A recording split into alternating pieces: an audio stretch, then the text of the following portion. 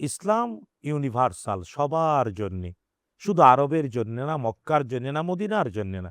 আমরা বাংলাদেশি, আমাদের জন্য ইসলাম, যে হয়তো অ্যারাবিয়ান তার জন্য ইসলাম, যে হয়তো পার্সিয়ান তার জন্য ইসলাম, যে হয়তো অস্ট্রেলিয়ান জাপানিজ তার জন্য ইসলাম, যে একেবারে পশ্চিম দিগন্তে আছে তার জন্য আলাকসা, তার জন্যও ইসলাম। 12ই রবিউল আউয়ালকে ঘিরে যে ঈদে মিলাদুন্নবী কিংবা জশ্নে জুলুস আমরা দেখতে পাই আমাদের বাংলাদেশের সিটি শহরগুলোতে, বিশেষ করে চট্টগ্রামে বিশাল জশ্নে জুলুস করা হয়ে থাকে। এই যে কালচার, আসলে এটা কোনোভাবে কোরআন সুন্নাহর সমর্থন করে কিনা? দেখুন, আমি যতটুকু এই ব্যাপারে ঘেটেছি, দেখেছি, জি। ১৯৮৪ 1984 এর আগে আমাদের দেশের মানুষেরা, না চট্টগ্রাম না ঢাকা কোথাও মানুষ এটা জানতো না। বরং এটা আমদানি হয়েছে আমাদের পার্শ্ববর্তী একটা দেশের কিছু লোকজন আসেন, এসে তারা বাংলাদেশের মানুষজনের উপর এটা বলেছেন, আর কিছু লোকজন আবেগ দিয়ে তা গ্রহণ করেছে। আর মানুষ তো আসলে আল্লাহ তাআলার আদেশ পালন, রাসূলুল্লাহ সাল্লাল্লাহু আলাইহি ওয়াসাল্লামের আনুগত্য, অনুকরণ, অনুসরণে কঠিন দিকে যেতে চায় না। মানুষ চায় মিনিমাম কাজে ম্যাক্সিমাম প্রফিট মনে করে একটু মিছিল করে দিলাম, শেষ হয়ে গেল।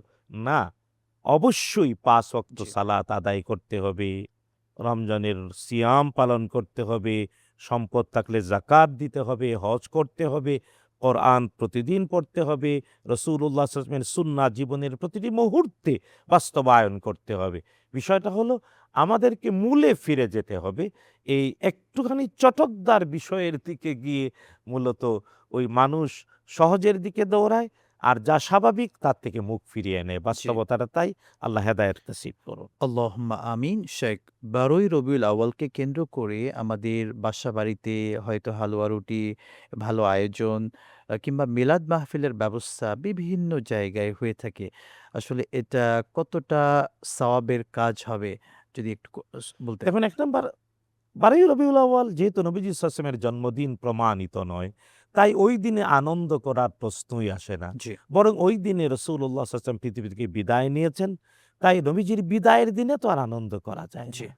এজন্যে মৌলিকভাবে এটা বিবেকের বিরুদ্ধে, জ্ঞানের বিরুদ্ধে, ইসলামের শুদ্ধ চর্চার বিরুদ্ধে। বরং পরিবার পরিজনের জন্য যেকোনো দিন, প্রতিদিন ভালো খাবারের আয়োজন করা যেতে পারে। কারণ পরিবার পরিজনের জন্যে ব্যয়টাও আল্লাহ তাআলার জন্যেই ব্যয় করার বাস্তবতা। জি।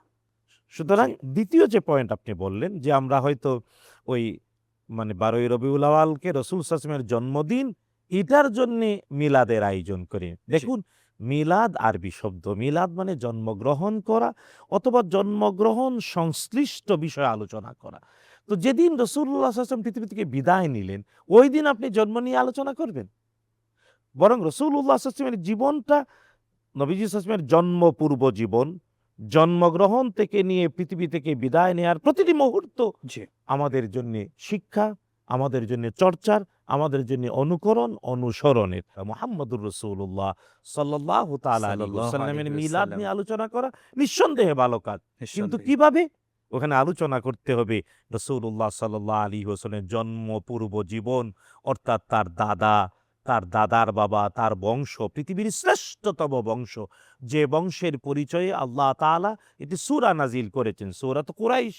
আল্লাহু জিবরিল আকবার। আলাইহিস সালাম বলেছেন, সাইয়ারাতুল আলামা কুল্লা, আমি পৃথিবীর পূর্ব পশ্চিম দিগন্ত সব চষে বেরিয়েছি।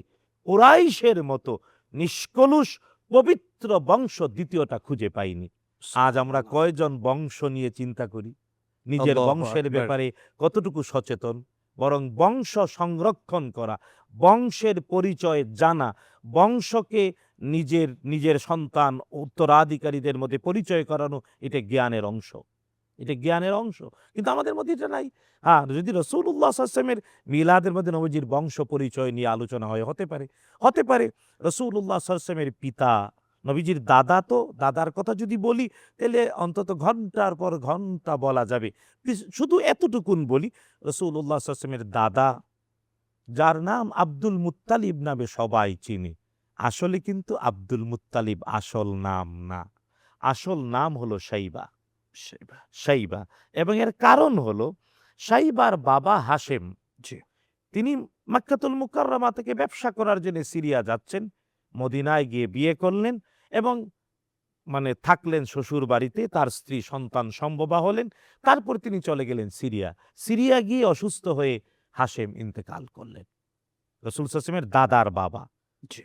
তো এরই মধ্যে ওই হাশেমের স্ত্রী সন্তান জন্ম দিলেন, যে সন্তান জন্মের সাথে সাথে, এটা একটা ব্যতিক্রমী ঘটনা ছিল। সাধারণত নবজাতকদের মাথার চুল হয় কালো, কিন্তু আব্দুল মুত্তালিব, যার নাম, নবীজি সাল্লাল্লাহু আলাইহি ওয়াসাল্লামের সম্মানিত দাদা, তিনি জন্ম নিলেন, তার মাথার সবগুলো চুল ছিল সাদা। শিশু জন্ম নিয়েছে কিন্তু মাথার চুল সাদা। হ্যাঁ, তার মা যেহেতু জন্মগতভাবে মাথার চুল সব সাদা, তাই নাম রাখলেন শাইবা। আসল নাম শাইবা। শাইবা মানে যে জন্ম থেকেই বৃদ্ধ, জন্ম থেকেই পাণ্ডিত্য নিয়ে এসেছে। অর্থাৎ মাথার চুল পাকে তো জি। পাণ্ডিত্য নিয়ে, অভিজ্ঞতা নিয়ে, যোগ্যতা নিয়ে, জ্ঞান নিয়ে। তো যে মায়ের পেট থেকেই সাদা চুল নিয়ে জন্মগ্রহণ করেছে। আল্লাহু আকবার। রাসূলুল্লাহ সাল্লাল্লাহু আলাইহি ওয়াসাল্লামের বাবার দাদার মানে আ চাচা, আপন চাচা, হাশেমের আপন ছোট ভাই নাম ছিল মুত্তালিব। তিনি শুনলেন তার একটা ভ্রাতুষ্পুত্র আছে মদিনায় এবং ব্যতিক্রম, জন্ম থেকে মাথার চুল সাদা। তো মুত্তালিব গেলেন মদিনায়, গিয়ে তার ভাইয়ের স্ত্রীকে, হাশেমের স্ত্রী, কারণ তার আগের থেকেই আত্মীয়তার সূত্রে কুরাইশ জি। বংশের সাথে মদিনা আগের থেকেই মানে বৈবাহিক সূত্রে আবদ্ধ। আবদ্ধ। মুত্তালিব যাইয়া তার ভাইয়ের স্ত্রীকে বললেন, দেখো আমার ভাই বেঁচে নাই, ভ্রাতুষ্পুত্রটাকে দাও, কারণ আমার ভাই কাবার খাদেম ছিলেন, সুতরাং বাবার উত্তরাধিকার হিসেবে সেও কাবাগরের খাদেম হবে, কাবাগরের মুতাওয়াল্লি হবে। সাইবার মা এবং তার নানা নানি, মামা, আত্মীয় স্বজন সবাই আপ্লুত হয়ে সাজিয়ে তাকে দিলেন, কিন্তু চুল যেহেতু সাদা তাই মাথাটা মুন্ডন করে দিলেন। আরবে ওই সময়ে প্রচলন ছিল, ছোট বাচ্চা যদি কারো সাথে যেত, মাথার চুল নাই, তাইলে তাকে যার সাথে যেত তার গুলাম বলা হতো। তাই মুত্তালিব একই বাহনে করে মাথা মুন্ডন করা ছোট বাচ্চাকে নিয়ে এলেন। সবাই বলে Abdul Muttalib, Abdul Muttalib, Abdul Muttalib. এর থেকেই বিখ্যাত হয়ে গেলেন সাইবা আব্দুল মুত্তালিব। আব্দুল তো মুত্তালিব। রাসূলুল্লাহ সাল্লাল্লাহু আলাইহি ওয়াসাল্লামের দাদা, তার জীবনের অনেকগুলো ঘটনা জি। অন্তত আমরা বলে শেষ করতে পারবো আমরা অন্য এক কখনো সময়ে। শুনবো ইনশাআল্লাহ। আপনি চমৎকার ইতিহাস তুললেন রাসূলের দাদার পরিচয় এবং তিনি যে আব্দুল মুত্তালিব নামে প্রসিদ্ধ লাভ করলেন, কেন আপনি চমৎকারভাবে ফুটিয়ে তুলেছেন। জাযাকাল্লাহু খায়রান। শেখ, আমরা এবার আসতে চাই একটু বিশেষ করে ঈদে মিলাদুন্নবীকে কেন্দ্র করে আমাদের দেশে একটা যে বিভক্তি, এক পক্ষের মানুষ এবং বড় একটি সংখ্যক মানুষ তারা এই দিনটিকে খুবই অন্যরকমভাবে আনন্দ উদযাপনের মাধ্যম দিয়ে কাটায়। আবার আমরা এক শ্রেণীর মানুষ যারা কোরআন সুন্নাহর সঠিক তথ্যটি তুলে ধরছে। কিন্তু এই যে কালচারের সঙ্গে একটা সাংঘর্ষিক অবস্থান, এখান থেকে সাধারণ মানুষের কাছে আমরা সঠিক মেসেজ কি দিতে পারি? কি বলতে পারি যাতে কি আমরা? না, প্রথম হলো দেখুন, মানে কালচার এক জিনিস, ধর্ম বিশ্বাস আরেক জিনিস, জি। এবং সওয়াবের নিয়তে যেকোনো ইবাদত করা আরেক জিনিস।